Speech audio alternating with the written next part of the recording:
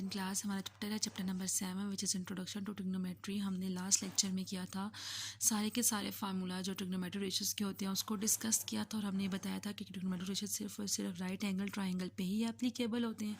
फिर मैंने सारे के सारे फार्मूलाज डिस्कस किए थे। उसके बाद फिर मैंने कहा था कि हम डिफरेंट क्वाड्रेंट्स में इन ट्रिग्नोमेट्रिक रेशियोज़ की वैल्यूज़ क्या होती हैं, फिर हमने उसको डिस्कस किया था। फिर क्वेश्चन नंबर 4 में हमने बताया था कि ये सारे के सारे किस किस क्वाड्रेंट में लाई करते हैं।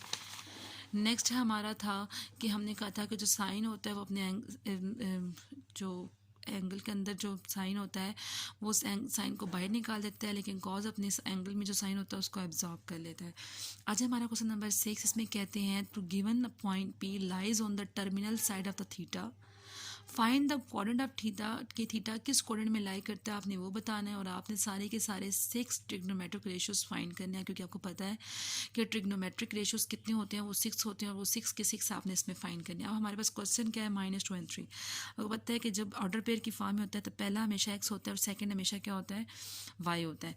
अब हमारे पास x नेगेटिव है और y पॉजिटिव है, x नेगेटिव है y पॉजिटिव है, तो इट्स मीन ये किस क्वाड्रेंट में लाई करेगा, सेकंड क्वाड्रेंट में ये वैल्यूज़ हम ड्रॉ करेंगे। ठीक है, हमने इसमें इमेजिनेशन करना है, हमने एग्जैक्ट स्केल लेके ड्रॉ नहीं करना, हम जस्ट अपनी मर्ज़ी से कुछ करते हैं, मतलब कंसिडर करके ड्रॉ कर लेते हैं। ठीक है, क्योंकि ऐसा बिल्कुल करेक्ट डायग्राम हम बेशक ड्रॉ ना करें, फर्क नहीं पड़ता। जस्ट हमने ये बताना है कि थीटा किस क्वाड्रेंट में लाई करता है और हमें एक्स और वाई में से किस किस की वैल्यू गिवन और किसकी वैल्यू हमें फाइंड करनी है।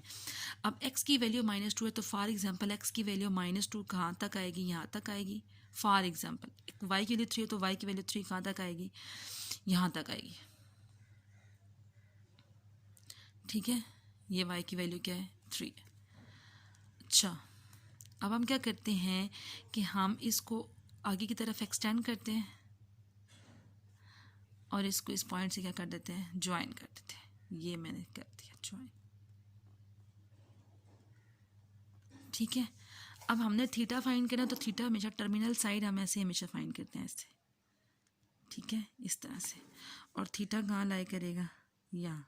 तो उन्होंने कहा है ना कि फाइंड क्वाड्रेंट ऑफ थीटा, तो हम यहाँ पे लिखेंगे थीटा लाइज इन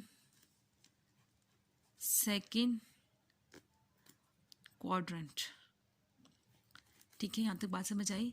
हमने कोई एग्जैक्ट मेजरमेंट नहीं करनी, जस्ट हम एक्स वाई प्लेन बना लेंगे नॉर्मल सा। और -2 हम कहते हैं, फॉर एग्जांपल -2 एक्स एक्सेस पे, तो एक्स एक्सेस पे ड्रॉ करेंगे, और जो 3 है वो वाई एक्सेस का पॉइंट है, तो उसे हम वाई एक्सेस पे ड्रॉ करेंगे।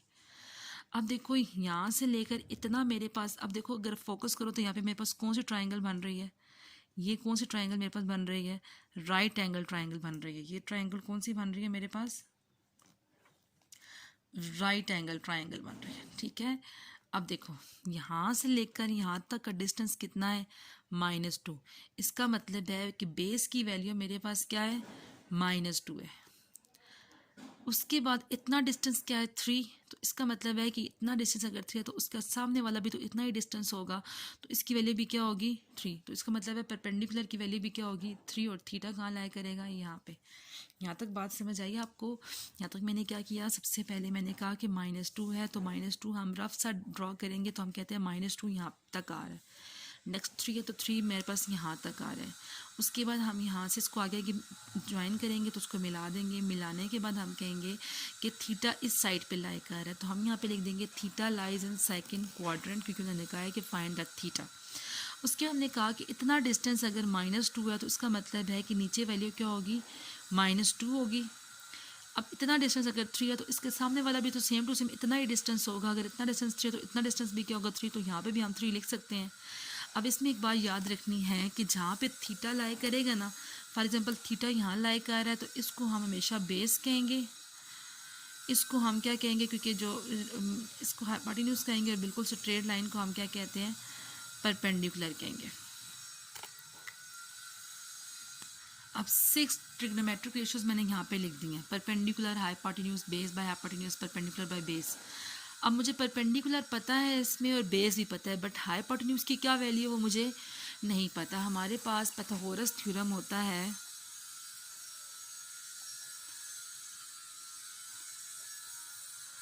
वो मेरे पास क्या होता है, उसमें कहते हैं हाइपोटेन्यूज का square is equal to base का स्क्वायर प्लस परपेंडिकुलर का स्केयर। अब हाइपोटेन्यूज में क्या है, मैंने फाइंड करनी है, इसकी कोई वैल्यू नहीं है, तो इसको मैं एज इट इज़ लिख देती हूँ।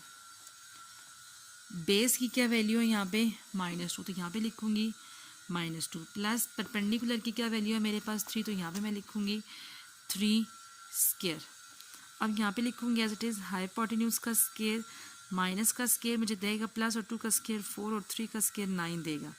नेक्स्ट क्या आएगा, हाइपोटेन्यूज का स्केयर 9 में 4 प्लस करेंगे तो क्या आएगा 13, स्केयर रूट से क्या हो जाएगा कैंसिल, तो हाइपोटेन्यूज की वैल्यू मेरे पास क्या आ जाएगी √13, क्योंकि 13 मेरे पास परफेक्ट स्केयर नहीं है। अब मेरे पास हाइपोटेन्यूज की वैल्यू भी आ गई है, बेस की वैल्यू भी आ गई है, परपेंडिकुलर की वैल्यू भी पता है। अब जस्ट हम पहले सब, क्योंकि ये चीज़ आपको याद होनी चाहिए, मैंने तो लिख लिया ना, आपको याद होनी चाहिए कि some people have curly brown hair through proper brushes, ये तो आप उसको स्कीम के जरिए याद हो जाएगी। नेक्स्ट आपके पास पता है कि कोसिकन भी होता है, सीकन भी होता है, कॉट भी होता है।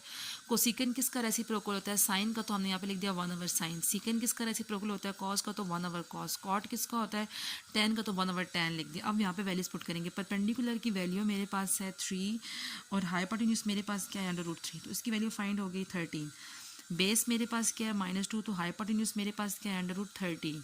अब परपेंडिकुलर मेरे पास क्या है 3 और बेस मेरे पास क्या है -2, यहाँ तक ये बात हो गई। अब यहाँ पे है कोसिकन इक्वल्स टू 1/sin, तो साइन की क्या वैल्यू ऊपर हमारे पास आई है 3/13, तो यहाँ पे हम पुट करेंगे 3/√13। आपकी बात पता होना चाहिए कि जब भी डिनोमिनेटर के नीचे अगेन डिनोमिनेटर होता है तो वो नीचे वाली वैल्यू रेसिप्रोकल हो जाती है। अगर 3/√13 है तो 1√13/3 आ जाएगा, और 1 से जो चीज़ मल्टीप्लाई होती है अगेन हमें क्या देती है, वही चीज़ देती है। आगे सीकन है, सीकन किसकी इक्वल है 1/cos, और cos की वैल्यू मेरे पास ऊपर क्या आई है -2/√13। तो अब इसमें क्या आएगा मल्टीप्लाई √13 -2, और इससे जो चीज़ 1 से जो चीज़ मल्टीप्लाई होती है अगेन हमें क्या देती है, वही चीज़ देती है, तो √13/2 आ जाएगा। नेक्स्ट मेरे पास है tan, और tan की क्या वैल्यू है 3/2, तो मेरे पास यहाँ पे इसको -3/2 भी लिख सकते हैं, ठीक है। तो हमें ये भी पता है कि जब वैल्यू रेसिप्रोकल होती है तो 2/3 हो जाती है, साथ माइनस का साइन आएगा, तो वहाँ से जो चीज़ मल्टीप्लाई होती है अगेन हमें क्या देती है, वही चीज़ देती है, ठीक है। यहाँ तक बात समझ आई। नेक्स्ट क्वेश्चन है -3 और -4।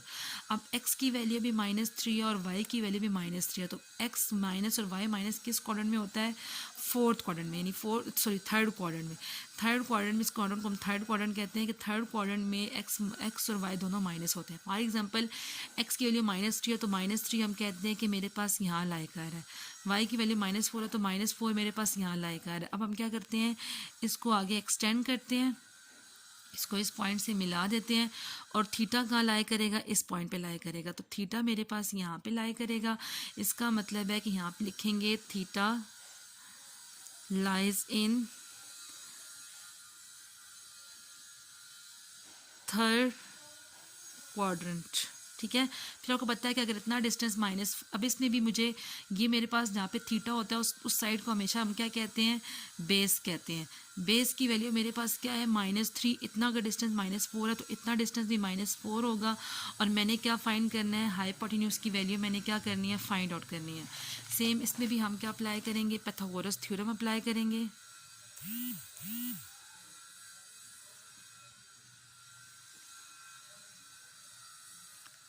ठीक है, पाइथागोरस थ्योरम क्या होता है, हाइपोटेन्यूज का square is equal to base का स्केयर प्लस परपेंडिकुलर का स्केयर। अब हाइपोटेन्यूज हमने इसमें फाइंड करना है। बेस मेरे पास इसमें क्या है -3, तो बेस की वैल्यू हम यहाँ पे पुट करेंगे -3 प्लस परपेंडिकुलर की क्या वैल्यू है इसमें -4, तो यहाँ पे हम पुट करेंगे -4। फिर सिंपल हम सॉल्व कर लेंगे।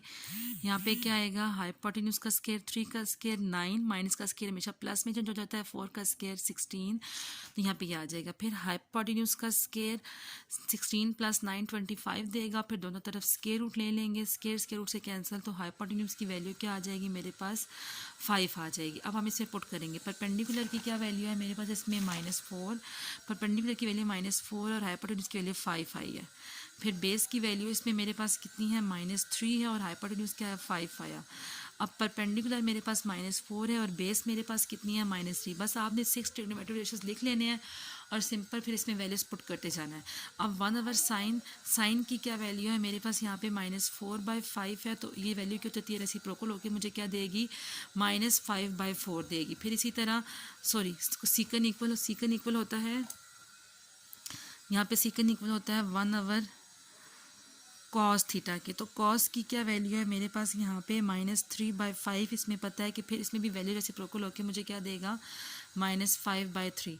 अब यहाँ पे tan है, tan की क्या वैल्यू है, अब देखो tan की वैल्यू माइनस से कैंसिल हो जाएगा तो मुझे क्या देगा, 4/3 देगा। तो यहाँ पे tan की वैल्यू जब मैं 4/3 पुट करूँगी तो वैल्यू रेसिप्रोकल होकर 3 क्या देगी, 4 देगी। ऊपर 1 है तो 1 की वजह से हमारे क्वेश्चन में कोई चेंजिंग नहीं आएंगी। अब आगे नेक्स्ट क्वेश्चन है, नेक्स्ट क्वेश्चन में x भी है y भी, x भी पॉजिटिव है y भी पॉजिटिव है, तो इसका मतलब है किस क्वाड्रेंट में लाई करेगा, फर्स्ट क्वाड्रेंट में, क्योंकि फर्स्ट क्वाड्रेंट में x भी पॉजिटिव होता है y भी पॉजिटिव होता है। अब √2 है, अब √2 कोई पॉइंट में आंसर आएगा, तो फॉर एग्जांपल हम कहते हैं कि √2 हमारा कहाँ लायक आ रहा है, यहाँ पे लायक आ रहा है, क्योंकि हमने इसको जस्ट अपनी आसानी के लिए हम इसको क्वाड्रेंट में ड्रॉ कर लेते हैं ताकि हमें पता चले कि हमारे पास हमने हाइपोटेन्यूज फाइंड करना है, बेस फाइंड करना है या परपेंडिकुलर फाइंड करना है। अब हम क्या करेंगे, इसको आगे से ज्वाइन करेंगे, इसको यहाँ से ज्वाइन करेंगे। अब थीटा कहाँ लाई करेगा, इस क्वाड्रेंट में लाई करेगा, तो हम यहाँ लिखेंगे थीटा लाइज इन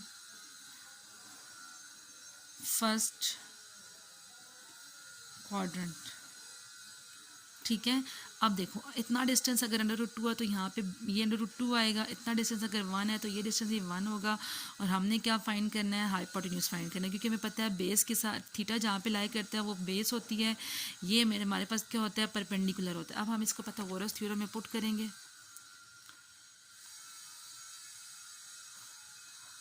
वो मेरे पास क्या होता है, हाइपोटेन्यूज का square is equals to base का स्क्वायर प्लस परपेंडिकुलर का स्क्वायर। अब हाइपोटेन्यूज मेरे पास इसमें क्या है, फाइंड करनी है।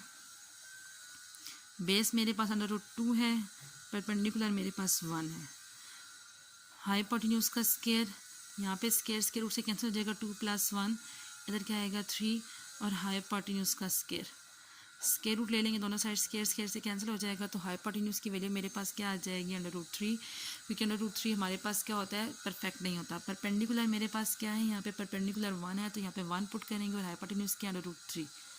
बेस मेरे पास क्या है, √2, और ये मेरे पास क्या है, √3। इसमें परपेंडिकुलर 1 है और बेस मेरे पास क्या है, √2। अब इसमें वैल्यूज पुट करेंगे, साइन थीटा की क्या वैल्यू मेरे पास आ रही है, 1/√3, तो यहाँ मुझे क्या देगा, √3/1, तो मुझे क्या देगा, √3। अब सीकन इक्वल होता है 1/cos की, ठीक है, यहाँ से बाय मिस्टेक ये लिखा गया है।